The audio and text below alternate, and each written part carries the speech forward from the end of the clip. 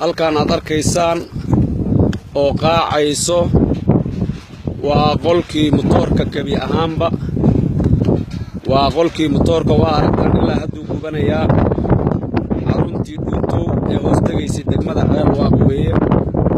sida u jeedaan waa xaruntii dhuuntow oo hoos tagaysay degmada Ceelwaaq waxaana arkaysaa waa qolkii motorka gabi ahaanba dhulka tagay halka waa meeshuu darbiga ka haystay waa u jeedaan qolkii motorka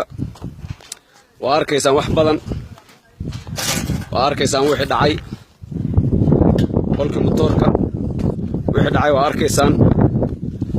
waxaan waa qolkii motorka waxaana arkaysaan waa shidaalkii oo ilaa hadda gubanaya waa aragtaan waa shidaalkii ilaa hadda waa kaas dab ka baxaya qolkii waa kana qolkii motorka qolkii motorka waa kana halkan baaco ka baxay oo jeedaan qolkii motorka waa kana burburkii qolka gibi ahaanba waa kana sida u jeedaan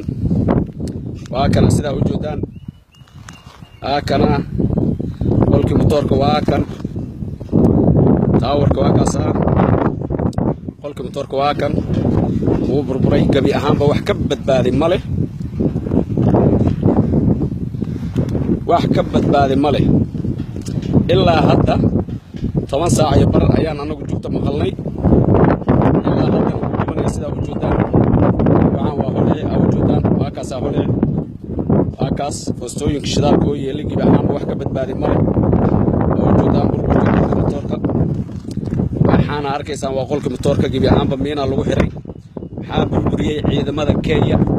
waa xaruntii saddexaad ee ay gubayaan oo ku taala degmada Ceelwaaq kow Ceelbaanday ahayd